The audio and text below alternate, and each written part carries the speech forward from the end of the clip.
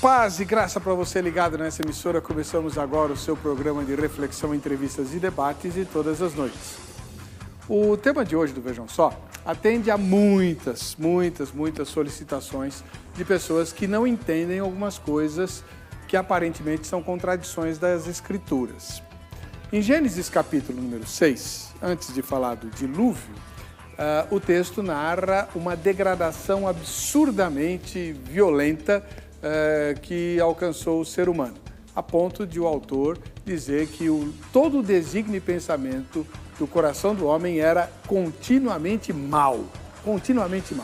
E Deus, então, se arrependeu de ter criado o ser humano. Como assim? Primeiro, Deus é Deus. Deus não erra. Como é que Deus pode se arrepender de uma coisa que ele fez, então ele está reconhecendo que ele fez algo errado? Que ele não deveria ter feito? Segundo lugar, Deus sabe todas as coisas. Ele já não sabia que o homem ia se degradar ao ponto em que se degradou? Então, por que isso chocou o coração de Deus a ponto de o autor dizer que ele se arrependeu? O que esse texto quer dizer, afinal de contas? E para complicar a situação, a palavra de Deus diz que Deus não se arrepende. Ele não muda. Ele é sempre o mesmo, ontem, hoje, eternamente. E tem um monte de textos que falam sobre a constância eterna do Senhor. Então, como é que Deus pode se arrepender? Um dos textos fala literalmente que ele não é homem para que minta, nem filho do homem para que se arrependa. Então, afinal de contas, Deus se arrependeu ou não se arrependeu de ter criado o homem? Se ele não se arrependeu, do que é que Gênesis 6 está falando? Vamos estudar? Está no ar o Vejam Só.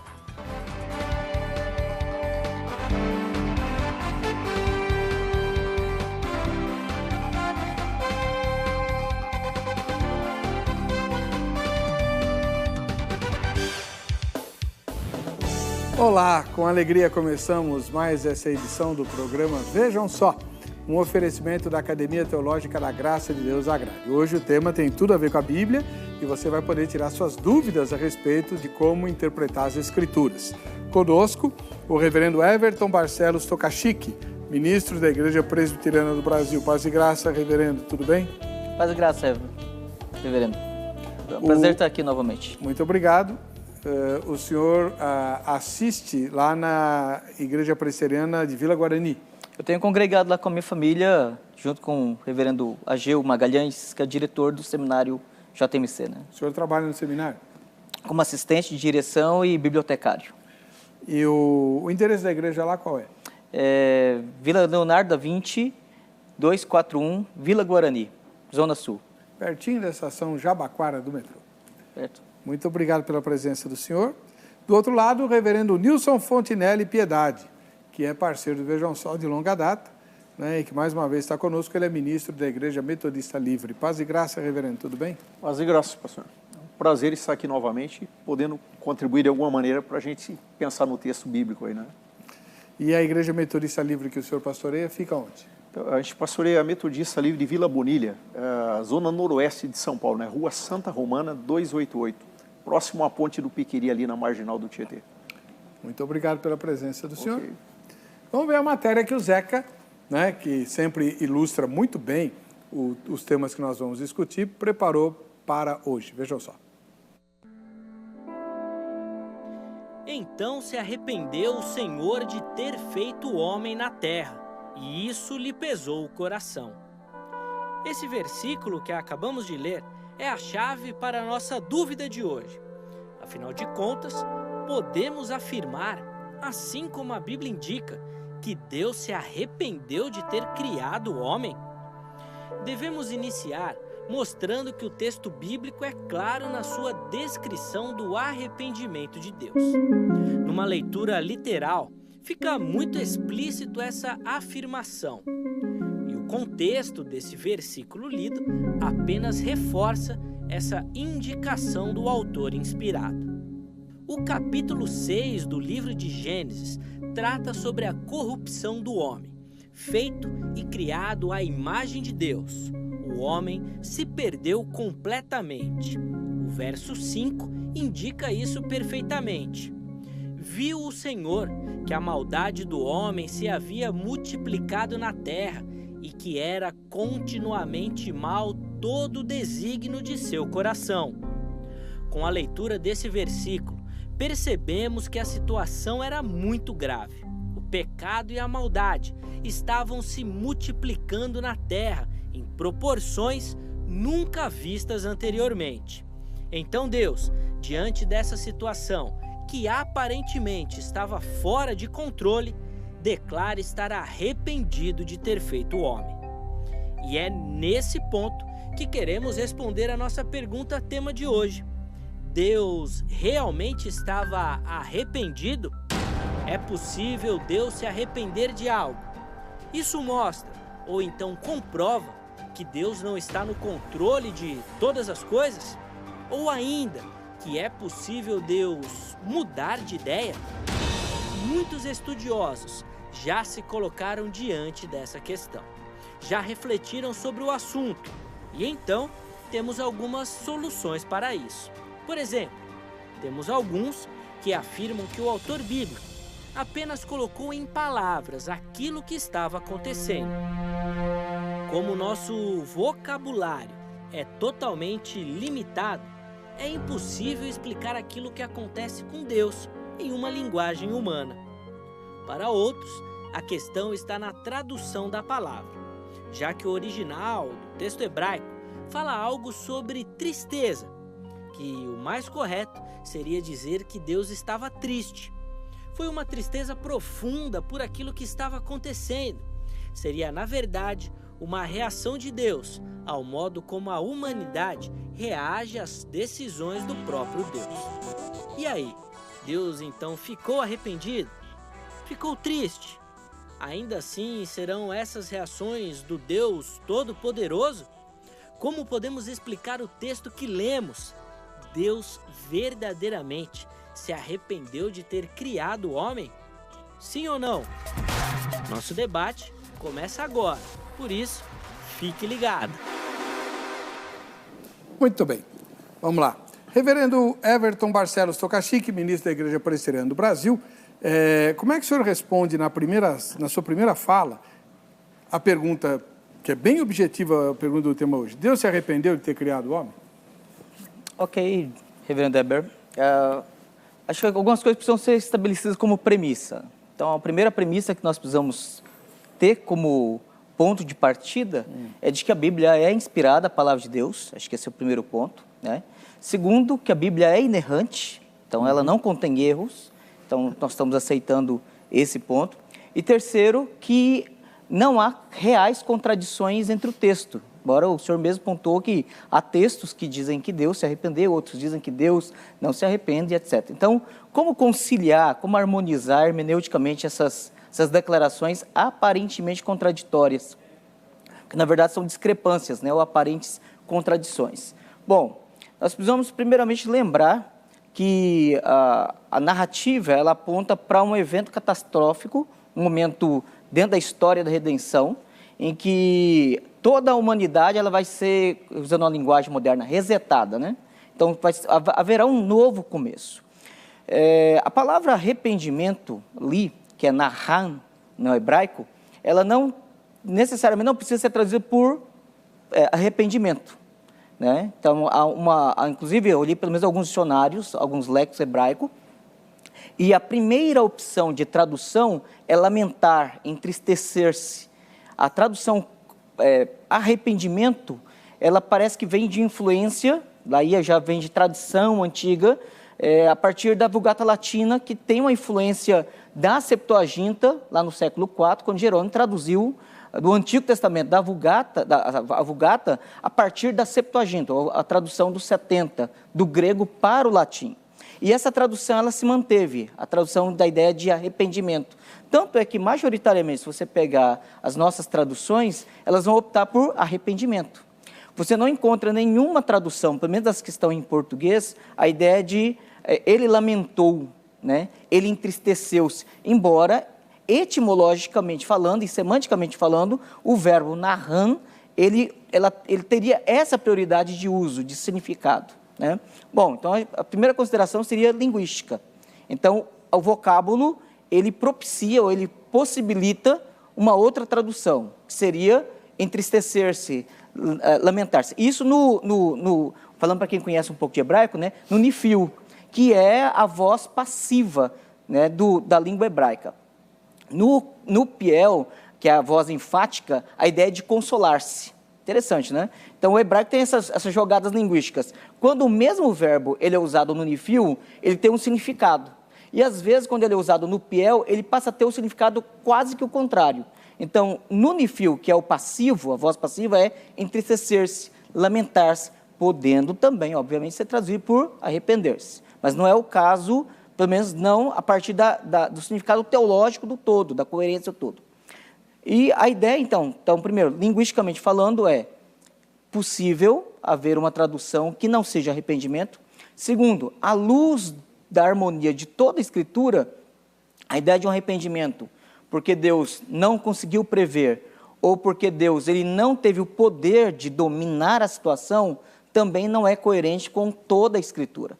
O que causaria uma contradição real e que negaria, inclusive, os atributos de Deus, da onipotência, da imutabilidade, né? E existem outras questões, como, por exemplo, a impassibilidade, que é um assunto, inclusive, um tanto que conhecido na teologia moderna, e que foi um assunto muito discutido no século III, IV, depois de Cristo. Que a ideia é, Deus ele pode padecer sofrimento, ele pode ser afetado pelo sofrimento, né?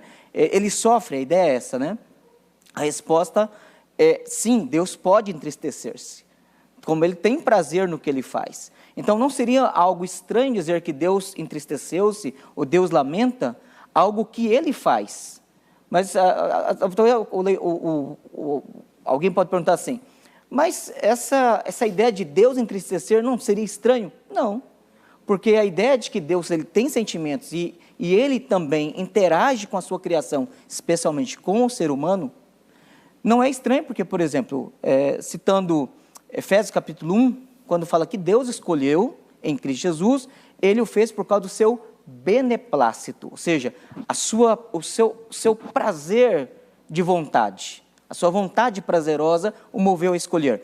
Se ele pode sentir prazer, alegria, amar, ele também diz às Escrituras que ele também se ira, o furor dele se acende e ele também se entristece.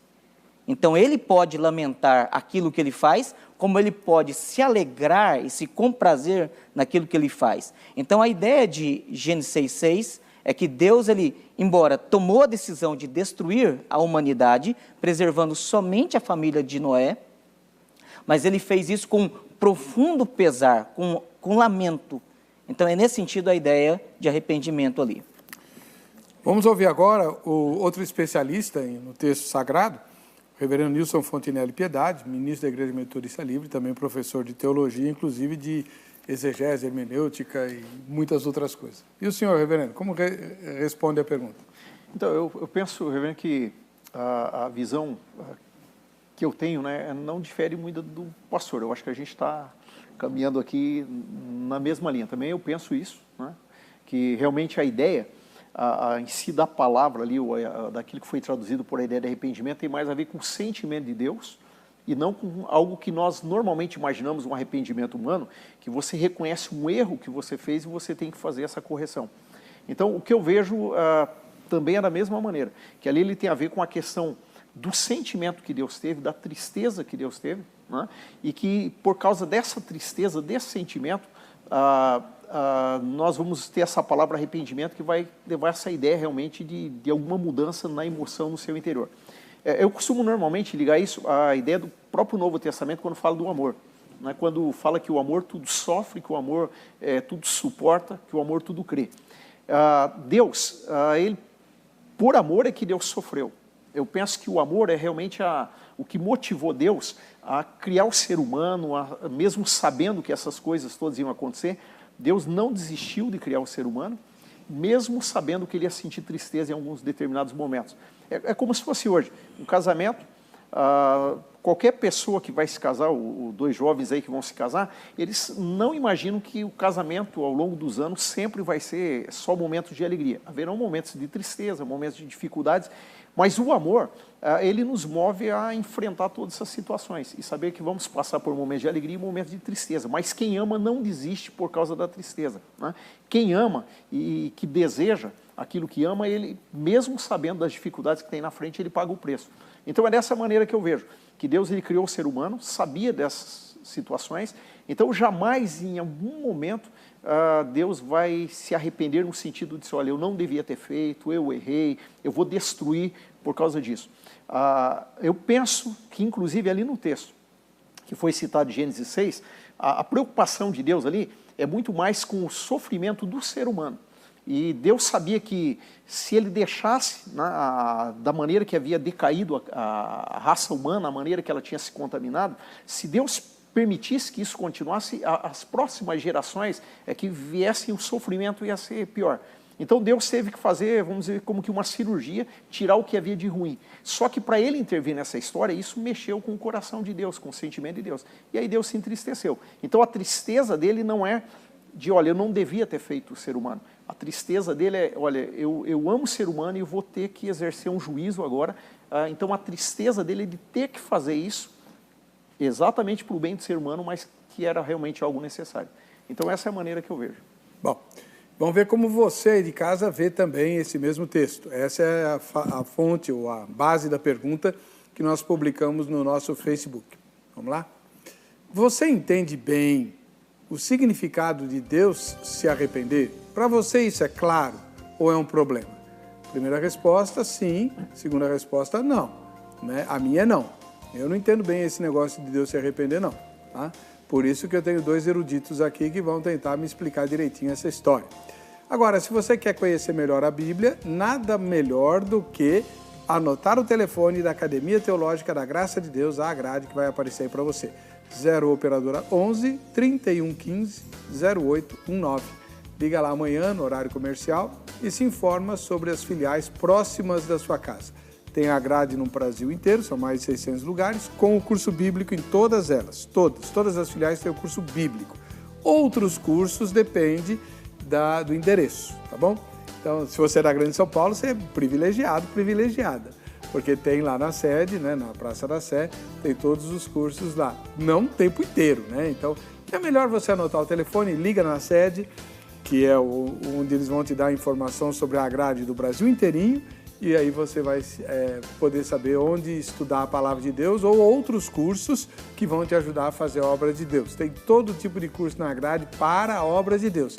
Tem até um curso de gestão eclesiástica para você administrar a sua igreja de acordo com as leis do nosso país.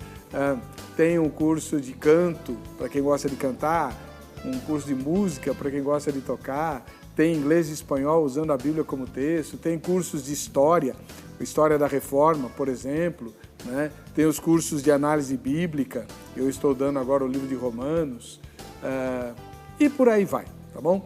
0 operadora 11 3115 0819 em São Paulo, ligue lá.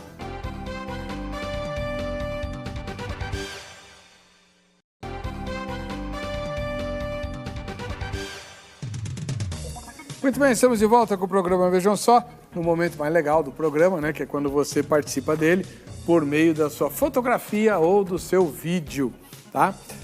Tem presente para quem participa do Vejam Só, quem assiste ao Vejam Só. Então, não deixe de mandar sua foto, mandar seu vídeo, dizendo o tema que você gostaria que a gente abordasse, mandar o seu recadinho para nós. Só que tem que ser um vídeo curto, tá? De 15, 20 segundos, não pode abusar não, tá bom? Em Tremembé, no interior de São Paulo, nós temos o Emanuel assistindo ao programa. Muito obrigado, Emanuel, pela sua audiência.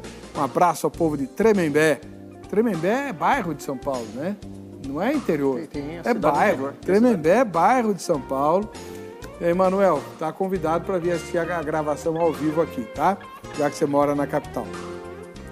Agora, a segunda foto de hoje vem lá da Paraíba, Cidade de Esperança, na Paraíba, o João Vitor está aí assistindo ao programa.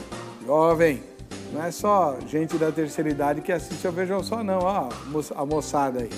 João Vitor, um grande abraço para você. Um dia eu vou conhecer o lugar onde você mora, tá bom?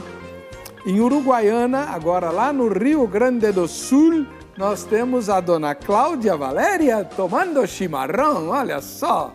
Né? A essa hora da noite, você tomando chimarrão, você não vai dormir, menina? Fala sério.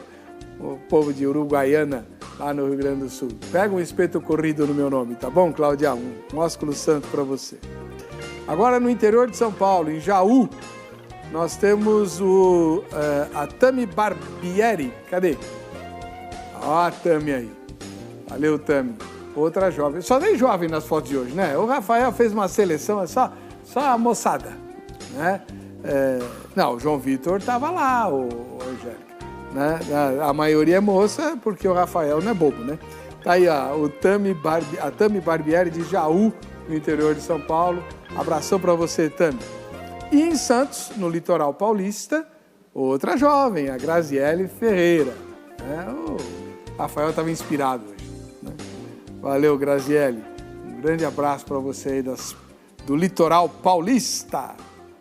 Daqui a pouco a gente vai assistir ao vídeo do Antônio José, que veio lá de Fortaleza, no Ceará. Bom, vamos lá.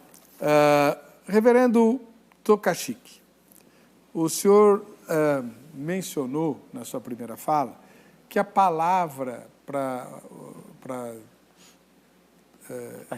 arrependimento em Gênesis 6 foi mal traduzida. Se a gente estivesse falando lá, sei lá, 20 anos atrás, até eu diria que tá bom, mas de 20 anos para cá, nós fomos invadidos por uma dúzia de versões diferentes, não é verdade? Sim. E por que nenhuma delas corrigiu esse problema? A gente tem um problema sério ainda de falta de revisão, e há uma equipe muito boa em várias sociedades bíblicas, né? Especialmente a Sociedade Bíblica Brasil, Trinitariana, versão internacional, a Sociedade Bíblica Internacional, mas alguns textos eles estão, e algumas traduções elas estão consagradas, né?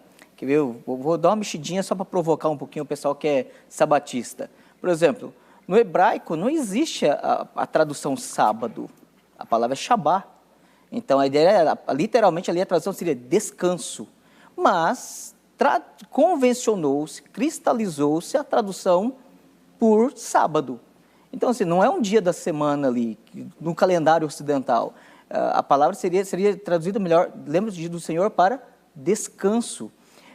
Você tem outras questões, por exemplo, também, na 1 Coríntios, capítulo 13, verso 31, se não me engano, quando diz lá assim, que devemos buscar os melhores dons, né? E aí a questão é procurar os dons no sentido de receber, ou seria procurar no sentido de exercer?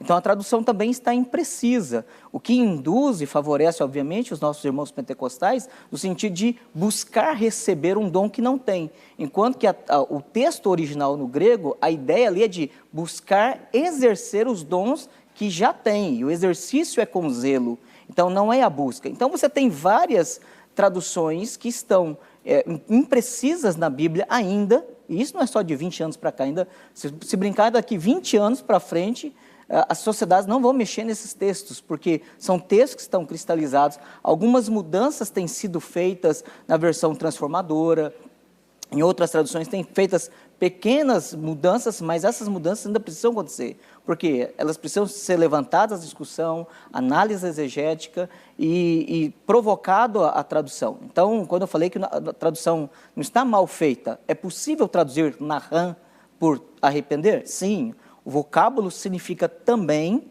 arrepender. Mas a pergunta essa é o primeiro e o mais forte significado? Né? Não, essa não seria.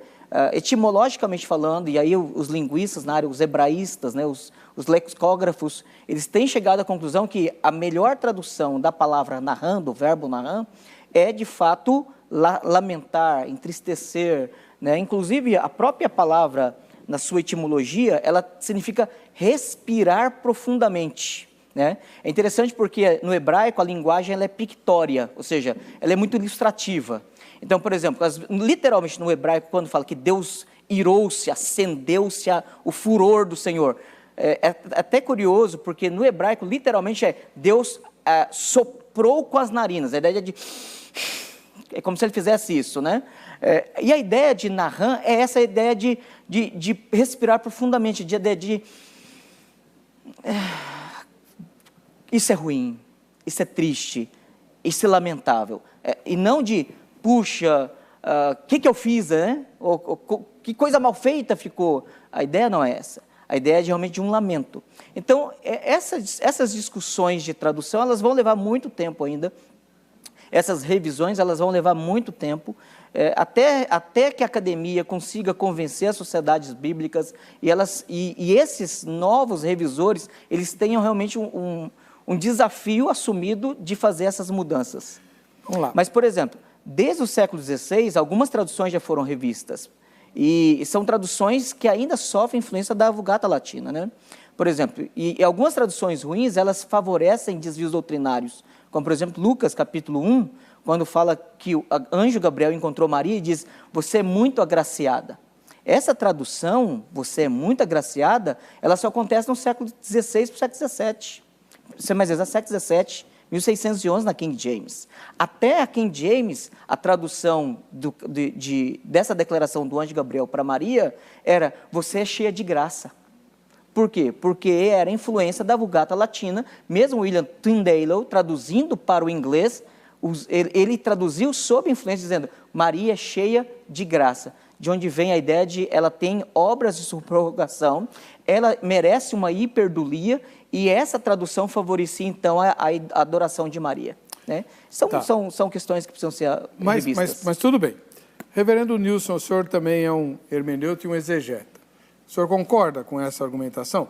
Nos textos que o reverendo Tokachik mencionou, a maioria deles a gente até entende a dificuldade de fazer a mudança, porque eles estão atrelados a correntes teológicas. Mas o texto de Gênesis 6 não tem ninguém que defenda que Deus se arrependa, porque cargas d'água não se muda isso se isso está mal traduzido. Mas está mesmo mal traduzido?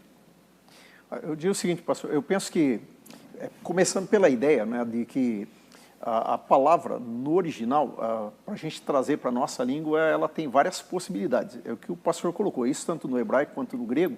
A gente tem uma limitação aí na questão da língua e muitas vezes a ideia, como ela é trabalhada lá, ela não consegue atingir a gente aqui. Ainda mais se considerando que a maneira que o judeu pensava, que raciocinava no Antigo Testamento, é diferente da maneira que nós hoje pensamos e raciocinamos, que a gente vem de uma cultura, uma herança da cultura grega, com ordem lógica, toda aquela questão que normalmente é diferente da forma de raciocínio do judeu, que era mais pensamento em polos.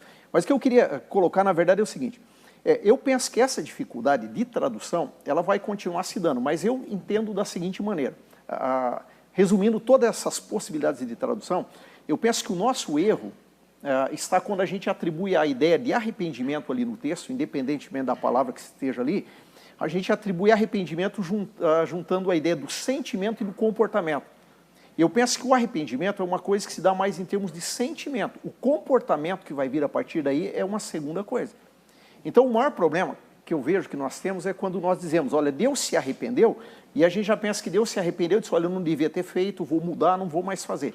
O arrependimento tem a ver com esse sentimento, com o sentimento interior. Agora, o que vai vir em segundo lugar, aí é o resultado do arrependimento. Por exemplo, eu não conheço Jesus Cristo e de repente eu ouço a palavra de Deus, de alguma maneira eu sou tocado, e eu posso ter um arrependimento, um sentimento de tristeza, de reconhecer a minha vida, reconhecer que eu preciso dele e que a minha vida realmente não tem sentido sem Jesus. Só que a decisão por Jesus, que seria uma questão de comportamento, é um segundo passo. Então, o que eu vejo? Arrependimento de Deus, ele tem a ver totalmente com o sentimento, com aquilo que é interior de Deus. Agora, o que ele vai fazer com esse arrependimento é outra questão. Então, eu penso que assim, quando a Bíblia fala que Deus se arrependeu, não tem problema nenhum o texto eu entender que houve esse sentimento, que houve essa tristeza. Agora, isso não quer dizer que Deus disse, olha, então não devia ter feito, eu vou mudar, agora eu vou fazer ou não vou fazer. Né? O caso de Judas. O caso de Judas sempre é um caso assim meio estranho, por quê? Nós tentamos achar palavras para tentar fazer a separação. O Judas não teve um arrependimento, o Judas teve um remorso, porque se fosse arrependimento levaria para a vida. Não, eu penso que é a mesma coisa. O sentimento que é produzido dentro de nós é o que a gente está aí chamando de arrependimento. Esse é um sentimento interior, de tristeza, de perceber que não está bem, que precisa alguma coisa mudar. Agora, se eu vou escolher o bem ou o mal, a partir desse sentimento que eu tive, é outra questão. Então, Deus, vários textos, na palavra de Deus, ele vai mencionar esse arrependimento de Deus no sentido de sentimento. É normal, Deus sentiu, ele sentiu tristeza, ele ficou emocionalmente, vamos dizer, triste, mas o que ele vai fazer com isso? E aí ele não volta atrás naquilo que ele decidiu, porque ele não erra. Então, o que nós costumamos dizer? Então, que até foi mencionado já no primeiro bloco, a questão de a imutabilidade de Deus, a própria fidelidade de Deus, né? A garantia que eu tenho é que Deus ele não muda. Se Deus mudasse, se arrependesse no sentido de ter a mudança, aí realmente a nossa situação está delicada. Então, eu traduzo para mim tudo isso aí nessa ideia, que o arrependimento não é como normalmente nós tentamos entender, que junto o comportamento já. O arrependimento é apenas o sentimento, o comportamento é um segundo ponto. Ele não entra na ideia do arrependimento, ele é uma consequência. O senhor concorda, reverendo? Deus não muda? Não tem vários relatos de Deus mudando de ideia? Então, o que nós precisamos entender quando falamos sobre a doutrina da imutabilidade é que a doutrina da imutabilidade ela se aplica a 4 aspectos no ser e nas obras de Deus, né? Por exemplo, quando se fala que Deus é imutável, ele é imutável em seus atributos essenciais. Ou seja, Deus sempre será amor, Deus sempre será ira, Deus sempre será o que ele é. Então, ele é justo, perfeito, então dentro dos seus atributos incomunicáveis como eternidade, imutabilidade, independência ou aceitas, né, ou autoexistência, ou dentro dos atributos comunicáveis como amor, graça, presença, misericórdia, bondade, paciência, Deus sempre será o que ele é nos seus atributos. Então, isso é imutável. Então, por isso que Hebreus diz que Jesus é o mesmo ontem, hoje e sempre. Ele sempre será. Ele não alterará a sua essência. Deus não será mais Deus ou menos Deus, né? Como algumas pessoas às vezes orando, assim, Senhor, se o Senhor não fizer isso, o Senhor não vai ser Deus, né? Quer dizer, o modo como Deus age reflete, obviamente, os atributos dele. E o modo que ele age não depende da reação do ser humano. Ele é o que ele é, ponto. Então, a imutabilidade se aplica primeiramente aos seus atributos, à essência divina, aquilo que ele é nas suas perfeições. Também a imutabilidade se aplica à ideia de vontade decretiva, e aí é uma particularidade do calvinismo, né? Aquilo que Deus, na eternidade, antes da criação do mundo, estabeleceu no conselho eterno, em que Pai, Filho e Espírito Santo decidiram todas as coisas, ele cumprirá. Então, isso é imutável. É imutável. Por exemplo, citando Judas, né, que o irmão faz menção, seria impossível Judas se arrepender.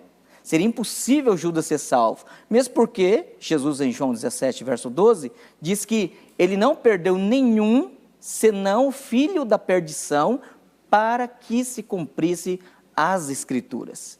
Então, a Escritura ela é muito clara, quando Deus ele estabelece o propósito dele. E é interessante, porque depois nós vamos voltar nesse assunto, falando da questão da predição, das profecias, em que nós vemos profecias que o próprio texto, aí o contexto precisa ser ferramenta para identificar isso, em que você tem o que é chamado de profecias de proclamação condicional e profecias de predição direta, né? Profecias de proclamação condicional são aquelas que Deus ele tem já o final e todo o processo determinado, mas ele coloca condicionais, dizendo, se vocês se arrependerem, se vocês fizerem isso. Então, existe a questão. Mas a predição de forma direta, ela acontece como Deus dizendo assim, isso vai acontecer. Independentemente se houver arrependimento, isso vai acontecer. E às vezes Deus ele faz algo interessante para poder identificar essas chamadas profecias de predição direta. Ou seja, não é que Deus está incluindo um elemento condicional, ele está dizendo, ele vai acontecer. E ele diz às vezes, né, usando para poder identificar, ele diz assim, e eu não vou ouvir vocês. Então, mesmo que haja lamento, mesmo que haja tristeza, mesmo que haja arrependimento, ou aparente arrependimento, ou lamento, né? Clamor, ele diz, eu não ouvirei vocês. Então, é uma profecia que não vai ter nenhuma mudança. Ou ele diz, a minha ira não se desviará de vocês. Ou ele diz, eu juro, né? Quando ele inclui a profecia junto à predição e sela com juramento. Ou quando ele usa ainda uma outra declaração muito comum, tão certo como eu vivo, eu vou fazer isso. Então, dentro desse contexto, você tem então a vontade decretiva sendo revelada. E Deus dizendo, vai acontecer. Então, não é possível voltar atrás, não é possível ver mudança. Então, nos atributos Deus não muda, a vontade decretiva de Deus, são os outros dois, pastor? A fidelidade dele é a aliança, porque ele diz, a minha aliança eu não quebrarei, ela será perpétua, e aí o pacto da graça, né, teologia federal, E, quarto lugar, a verdade da revelação, que inclusive a palavra de Deus ela é absoluta porque Deus é absoluto, Deus é imutável. A palavra de Deus dura para sempre. Deus é imutável naquilo que Ele diz. Então a Bíblia ela é a palavra de Deus e ela é imutavelmente verdade. Independentemente do contexto, independentemente da cultura, independentemente da época, ela nunca será um livro ultrapassado. Ela sempre é atual na sua mensagem, ela sempre é necessária e urgente na sua aplicação, e ela sempre será verdadeira, independentemente do contexto ou da situação em que ela é usada. Porque Bom, Deus é imutável. Tá, agora, nós temos vários relatos, reverendo Fontinelli, em que Deus mudou de ideia. Por exemplo, o próprio Abraão fica pichinchando com Deus para ele mudar de ideia. Moisés faz chantagem com Deus. Se o senhor não mudar, pode tirar meu nome do livro da vida. Né? E Deus muda de ideia. O caso de Jonas, que Deus mudou de ideia e deixou Jonas muito bravo. E aí? Então, eu acho que aí que a gente vai diferir um pouquinho do pensamento com o pastor. A visão do pastor é muito mais uma visão de que Deus, quando Ele estabelece algumas coisas, é como um decreto e que aquilo vai acontecer. E que Ele disse e não vai mudar. É mais ou menos, é assim mesmo. Isso. Eu já penso diferente. Né? Eu penso que a relação com Deus é uma relação de aliança, mas uma aliança onde existe um relacionamento de amor, de resposta, e em cima disso Deus vai construindo a relação conosco. Então eu parto sempre da ideia assim, de que Deus, Ele estabeleceu tanto na antiga aliança quanto na nova aliança, ou mesmo por dizer que a aliança é uma só, que seria através de Jesus Cristo, mas a forma que foi no antigo e no novo. Mas eu diria assim, que na própria aliança Deus já estabeleceu isso. Ou nos próprios mandamentos Deus falou. E na própria aliança Deus disse, olha, vocês vão escolher o bem e o mal. Se vocês escolherem o bem, vai ser dessa maneira. Se vocês escolherem o mal, vai ser dessa maneira. Então, quando o povo está fazendo alguma coisa que é má, então é normal Deus vir e dizer, olha, vai vir sobre vocês e vai acontecer isso. Eu vou honrar minha palavra. Por quê? Porque a palavra dele era essa. Se você vai para o caminho mal, vai acontecer isso. Mas se o povo se arrepende, se o povo volta atrás, se o povo clama a Deus, né? Como ele falou o próprio Salomão lá na inauguração do templo, meu povo que se chama pelo meu nome, se humilhar. Então, não é que Deus muda. O que Deus está fazendo é cumprir a própria lei que Ele tinha estabelecido. Bom, vocês estavam nesse caminho, então vocês voltaram para o caminho certo, então agora vai vir sobre você a bênção que eu falei. Então, na própria aliança de Deus, Ele já estabeleceu como que ia ser essa relação. Então, o que eu vejo é que quando Deus fala, até mesmo numa questão de profecia, quando Deus diz, olha, eu vou fazer isso, a profecia, para mim, eu sempre vejo um aspecto condicional. Condicional, vai depender do comportamento do ser humano. Diante dessa situação, Deus é presente, Deus não é passado e Deus não é futuro, Deus é sempre presente. Então, o que eu vejo sempre? A relação de Deus conosco é uma relação do agora. E nesse momento, nessa condição que eu estou vivendo, Deus disse, eu vou fazer isso. Agora, se o meu comportamento muda, a relação com Deus vai sempre se basear naquilo que eu falei que é da aliança. Se eu estou indo no bem, vai acontecer o bem. Se eu estou indo no mal, vai acontecer o mal. Um texto que eu acho muito interessante é lá no Salmo, quando diz que, quando nós estávamos sendo gerados no ventre da nossa mãe, diz que Deus já escreveu todos os nossos dias, foram escritos e determinados quando nenhum deles havia ainda. Eu posso olhar do aspecto, como o pastor colocou, e de repente dizer, bom, então tudo o que vai acontecer na minha vida já está predestinado, já está determinado, Deus escreveu o livro e não adianta eu mudar, que já está tudo escrito lá. Eu olho no outro aspecto. Eu imagino que o livro ali que Deus escreveu é o plano de Deus, é a vontade de Deus para a minha vida. E ali Ele escreveu e determinou cada dia da minha vida que eu esteja na presença dEle. Agora, eu posso escolher, de repente, não andar no livro que Deus escreveu e andar no livro que o diabo escreveu, o livro que o próprio ser humano está escrevendo a sua história. Então, eu penso que aquela palavra de Deus não é uma palavra determinista, uma palavra, sei lá, que Deus não é aquilo e vai acontecer. Sempre é numa questão de relação, numa questão de aliança, numa questão de resposta. A própria relação de Jesus com os discípulos era assim. Ele falava para a multidão algumas coisas, os discípulos chamavam ele ao canto e diziam, não entendemos isso, queremos saber mais. Aí Jesus ia além. Então, as parábolas que Jesus contava mostram muito claro isso, que a resposta de Deus sempre vai ser de acordo também com a nossa resposta. Essa é a maneira que Deus trabalha. Então, eu vejo que esses textos que o pastor citou, não é que Deus mudou, é que Deus já, antes Ele tinha falado, se andar nesse caminho vai ser assim, mas se você voltar atrás e for nesse, eu vou fazer dessa maneira. A gente tem que ir para o intervalo, o vídeo vai ficar para o próximo bloco, tá bom? A gente já volta.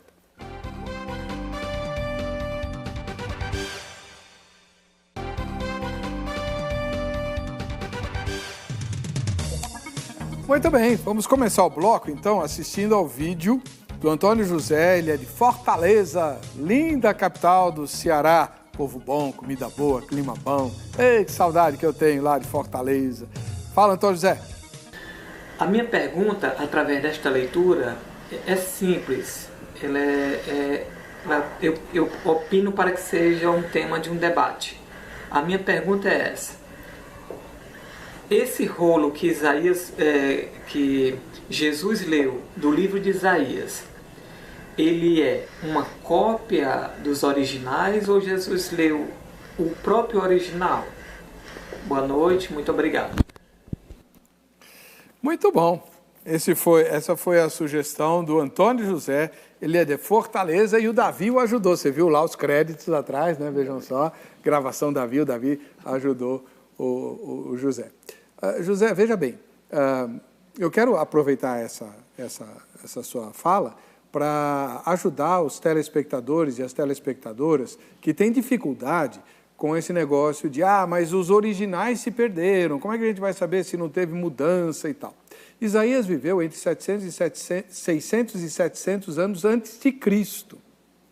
Então, obviamente que o material onde Isaías escreveu a primeira vez esse texto não existia mais na época de Jesus, certo? Então, mas nós temos dois motivos para acreditar que o texto não sofreu nenhuma alteração. Dois. O primeiro motivo é o seguinte, é o próprio fato de Jesus ter lido o texto, que ele mesmo, na pessoa do Espírito Santo, tinha inspirado e não fez nenhum reparo, não modificou nada, não mudou nada. E disse, hoje se cumpriu essa palavra. Então, Jesus autenticou o texto. Entendeu? O próprio Jesus autenticou o texto. Então, não havia nenhuma discrepância em relação ao original que o próprio Jesus tinha inspirado na pessoa do Espírito Santo. A segunda coisa é mais humana. Quando os manuscritos do Mar Morto foram descobertos, por volta de 48, na época do fim da guerra, isso já era século XX, né?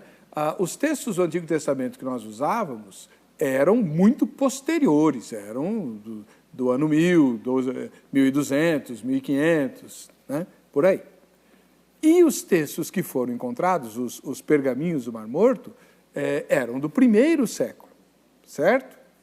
E quando comparados com os que a gente usou para fazer as nossas traduções, não havia diferença. Então, essa ideia de que a palavra de Deus foi corrompida por meio das cópias e tal, e que de vez em quando é disseminada por aí, não é verídica, não é verdadeira, não se sustenta. Porque, como Deus disse a Jeremias, ele vela pela sua palavra para a cumprir. Não existe uma única discrepância. Mas existem variantes, aos milhares. Variantes em preposição, variantes em como se escreve nome de pessoas, nome de lugares. Não existe uma única variante que macule uma doutrina fundamental para a fé cristã. Tá bom? Então, fique em paz em relação a isso. Bom, vamos ver os comentários colocados pelos nossos telespectadores no Facebook? O Davi Sampaio publicou o seguinte: acredito que o arrepender de Deus seja um sentimento superior ao nosso sentimento. É uma mentalidade muito superior à nossa. Não é fácil de explicar, pois Deus, sendo onipresente e onisciente, podia prever o seu próprio futuro. Onde se arrependeria de fazer o homem? Seria possível Deus prever sua própria decepção? Acredito que seja sentimento manifestado, mas apenas uma hipótese.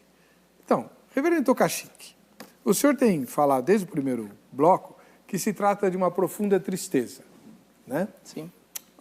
Mas por que Deus ficaria triste com algo que ele fez? Afinal de contas, deu errado o plano de Deus? Não, a ideia não é que houve errado. A questão é que, nesse momento da história da redenção, né, esse momento antecedendo a Noé, inclusive, se nós pegarmos o texto, ou melhor, o contexto, um pouquinho anterior ao capítulo 6, no capítulo 5, verso 29, quando Lameque fala no nascimento de Noé, ele diz assim: pôs-lhe o nome de Noé, dizendo: este nos consolará dos nossos trabalhos e das fadigas das nossas mãos, nesta terra que o Senhor amaldiçoou. É curioso porque o verbo que Lameque usa para falar de Noé, ele nos consolará, ou seja, Noé, é identificando Noé como sendo uma figura messiânica, como que entendendo que Gênesis 3,15 está se cumprindo ali. Ele errou, obviamente. Por quê? Porque Noé não foi o que traria consolo, pelo contrário, ele seria instrumento de juízo. E é curioso, outro detalhe linguístico, a palavra aqui, o verbo consolar, é o mesmo verbo usado para arrepender, como eu falei aquela hora, né? No hebraico, aqui você tem o uso, no capítulo 5, verso 29 de Gênesis, o verbo nahan sendo usado no piel. Então, a tradução é: ele nos consolará. O mesmo verbo, no capítulo 6, verso 6, então se arrependeu o Senhor, está no nifil, está na voz passiva. Então, Deus se lamentou, Deus se entristeceu, que é o contrário de ser consolado. Então, enquanto Lameque, olhando para Noé, esperava que ele fosse motivo de consolo, Deus olhou para Noé e escolheu Noé para ser instrumento de juízo sobre aquela geração iníqua, a quem Deus, tirando a ação do seu espírito, manifestou neles juízo, e é por isso que no verso 3 você tem a retirada do Espírito Santo, a influência do Espírito Santo em frear a pecaminosidade, e logo no capítulo e no verso 6, você tem a descrição de que a maldade da humanidade, ela superabundou, ela multiplicou sobre a terra, e era continuamente, a ideia de progressiva, a ideia de sem limite, a maldade do ser humano sobre a terra. Reverendo Fontinelli, mas Deus sabia que tudo isso ia acontecer. Então, por que ele destrói toda a criação dele? Eu vou fazer uma pergunta mais complicada. E se o senhor é polêmico para burro, tenho medo da resposta. É possível que Deus tenha se surpreendido? Não. Eu penso que não. Eu penso, então não vai dar polêmica, porque eu penso que Deus ele não se surpreendeu. É aquilo que até eu mencionei acho que no começo. Quando você ama, você paga o preço do amor. Né? E Deus fez isso. Quando Deus resolveu criar o ser humano, Deus não queria que o ser humano fosse um escravo dele, na ideia que nós temos muitas vezes, de que você não tem a sua liberdade pessoal. Deus sempre quis que o ser humano tivesse a sua própria escolha. E por isso Ele nos fez assim. Né? E por isso que Deus nos deu essa oportunidade. Só que o ser humano, infelizmente, né, ele escolheu o caminho errado, escolheu o pecado, escolheu a árvore do conhecimento do bem e do mal e acabou se distanciando de Deus. Então, eu penso que essa tristeza que Deus sente, né, essa profunda tristeza, tem a ver com isso.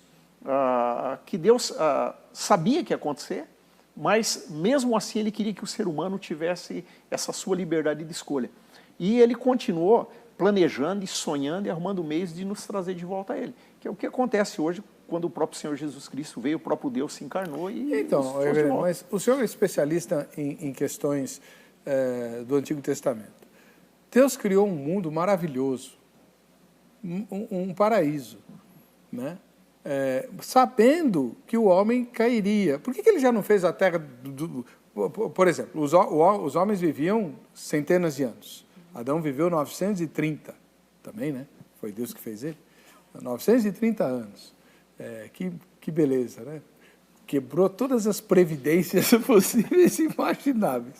Bom, depois do dilúvio, a coisa muda dramaticamente. Então, por que Deus já não fez a Terra do jeito que é hoje, né? E cancelou o projeto original, sabendo que tudo ia dar errado mesmo? Então, eu penso que é difícil a gente imaginar que a Terra mudou drasticamente. A Terra continua a mesma. O que houve foi, eu penso que o dilúvio em si, o que ele tirou foi uma geração decaída, que estava realmente gerando problema. Eu estou evitando entrar na que é essa geração decaída, que foi tema de outros debates, né? Mas eu penso que o que Deus fez foi para o bem do próprio ser humano, que ele retirou, né, da face da terra aquela geração decaída. Mas ele sabia que o ser humano ia continuar, ele sabia que o Noé ia continuar. Por isso que eu penso que o coração de Deus, o desejo de Deus foi realmente a tristeza que ele sentiu, não foi, na minha visão, não foi, o que me chama a atenção não é tanto o juízo de Deus sobre a criação, mas o que eu vejo é muito mais o amor de Deus sobre a sua criação, e que ele precisava de alguma maneira resgatar a sua criação. Eu tenho uma planta lá em casa, e se de repente essa planta, ela tem alguma praga, se ela tem algum galho, alguma coisa que adoeceu e vai prejudicar a planta toda, eu tenho que de alguma maneira fazer uma poda, uma limpeza, para que realmente essa planta consiga se recuperar. Então, eu não estou tão preocupado com o juízo sobre aquilo que estragou, eu estou mais preocupado em salvar aquilo que existe de bom. E eu penso que foi assim que Deus fez. Então, na visão de Deus, né, eu penso que a criação em si, ele não teve que refazer, recomeçar de novo. Eu penso que Deus realmente ele foi manifestando o amor dele, ele já sabia e pagou o preço do amor. Eu penso que é isso que Deus tem no coração. Reverendo, Deus previu a sua própria decepção, como Davi pergunta aqui? Sim, Deus tem todas as coisas determinadas, né? E tem... Qual que é a diferença dessa fala do irmão para o determinismo? É igual? A gente tem que tomar cuidado com o termo determinismo, porque quando nós falamos de determinismo, é claro que o calvinismo, em algum sentido, ele é determinista. Existem dois tipos de determinismo. Existe o determinismo fatalista e o determinismo teísta. Né? O determinismo fatalista é nada, né, inteligível, controla todas as coisas por leis aleatórias, sem um propósito moral, né, e a necessidade, sem nenhuma causalidade, gera o resultado sem propósito. Isso é determinismo casualista, ou determinismo dos ateus, né? Fatalista, ou fatalismo, ou assim, quer dizer, o determinismo teísta, que é Deus governando todas as coisas, tendo um motivo da glória dele como objetivo final, em que ele, sendo santo, determina todas as coisas a partir dele ser o sumo bem. Então, é diferente. Então, num você tem a impessoalidade e num você tem um Deus pessoal. Num você tem amoralidade, no outro você tem um Deus santo. Num você tem falta de propósito e aleatoriedade, e no outro você tem um objetivo estabelecido que é a glória de Deus. Então são duas coisas distintas, né? Agora, Deus tem sim o objetivo de glorificar a si mesmo. Só pegando já uma pergunta aqui para o reverendo Fontinelli, eu estou achando só estranho um pouco o argumento, não é dele, né? Eu acho que o argumento é comum do arminianismo. É assim, como que Deus ele decide matar toda uma geração, né? Entregando-os para o seu pecado, retirando a ação restritiva do Espírito Santo, né? E fazendo com que eles, entregues ao seu pecado, eles continuamente pervertam-se e continuem na maldade ilimitada, mas ainda assim ele ama esse pessoal, né? Ele quer o bem, ele está pagando o preço por eles. Eu só não entendi esse raciocínio. Mas a questão é, eu entendo que eles foram entregues para juízo e que Deus havia já determinado preservar somente a família de Noé. Agora, Deus sente prazer... Não, mas então a pregação de Noé foi à toa? Hã? A pregação de Noé foi à toa? Sim. Ela foi à toa porque ela não tinha o objetivo... Deixa eu corrigir aqui. Ela não foi à toa no sentido de desperdiçada. É nesse sentido? Porque não. Deus não queria salvar ninguém, só porque... a família de Noé. Noé pregou, mas não era para ninguém se salvar. Não era ninguém. Tanto que 1 Pedro, quando fala lá que Noé pregou aos espíritos em prisão, para que somente ele e a sua família fossem salvos. Ah, bom, isso aí é outro aí debate. Detalhe, não. Se ele perdeu... Anota aí, Angélica. Se ele pregou à toa, Noé não se pregou porque quem ouviu ele foi a sua família. A sua família atendeu a pregação. Mas qualquer pessoa não podia entrar na arca? Não. Não podia, reverendo? Não. Eu pessoalmente creio que sim.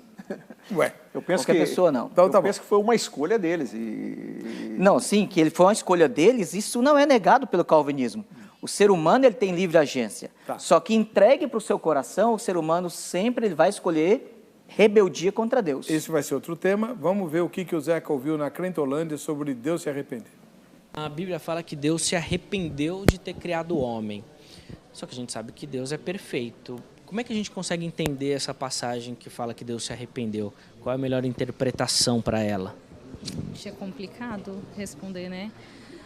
Eu creio pelo pecado, né? Quando entrou o pecado, por isso que ele disse que se arrependeu, por isso que ele fez tudo novamente, mas ele é perfeito, né? Na realidade, Deus criou o homem para ser perfeito. Porém, o homem tornou imperfeito, certo? Então, por isso foi cometido o pecado e deu-se a falha do homem. E aí vem dentro daquilo que traz a oportunidade de Cristo para liberar o perdão para o ser humano. Por isso que a questão do arrependimento de Deus para com o homem. Porque aquilo que ele criou, ele não achou que seria do jeito que foi. Ele fez, né, as pessoas como criação dele, né? Mas o que eu entendo que ele quis dizer, que o homem, ele tem um coração muito duro, né? Então, eu acho que ele se arrependeu nisso, né? Porque ele viu quantas pessoas mal. Ivan, eu estou sem essa resposta no momento. Mas eu acho que o homem ele tem se levantado muito contra Deus, né? O homem tem feito muita coisa aí que tem desagradado a Deus. E eu creio que envolve desde lá do início isso aí, né? Desde o início o homem tem desagradado a Deus. Deus se arrependeu porque o homem tão muito violento, não estão respeitando a vontade de Deus. E eles sofreu tanto por nós e os homens perderam o respeito por ele. Eu acho que porque Deus sofreu muito, né? Jesus sofreu muito. Então por isso que eu acho que ele falou que Deus se arrependeu, mas eu acho que na verdade foi só palavra, que nele falou, Jesus, por que me abandonaste? Na verdade Deus abandonou Jesus. Eu acho que é por causa do sofrimento que Jesus teve aqui na terra mesmo. É difícil, é complicado. A Denilza Igor Santos, ela publicou o seguinte: porque ele é muito longânimo, bondoso e justo, então se arrependeu quando mandou o dilúvio para acabar com a maldade humana, que infelizmente não foi possível.